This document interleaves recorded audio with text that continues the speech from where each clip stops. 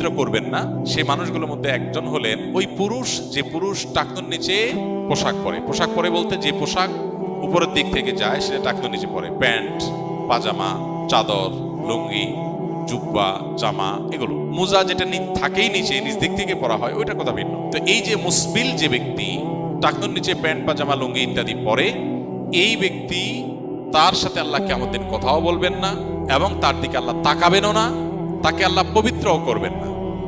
এই তিনটা ভয়াবহতা এই ব্যক্তির জন্য আছে, যে ব্যক্তি টাকনুর নিচে প্যান্ট, পাজামা, লুঙ্গি পরে। আমাদের দেশে অনেকে আছেন মসজিদে নামাজ পড়তে আসলে তখন প্যান্ট ভাঁজ করে। অনেক মসজিদে মুয়াজ্জিনরা মাইকে বলেনও যে টাকনুর নিচে যাদের প্যান্ট আছে প্যান্টগুলো উঠায় নেন। 2 নম্বর হলেন ওই ব্যক্তি, যে ব্যক্তি কাউকে দান করে খোঁটা দেয়, অথবা যাকে দান করেছেন তাকে নানার কথা দিয়ে কষ্ট দেয়। দান করেছেন, আল্লাহর কাছে আশা করবেন এর বিনিময়।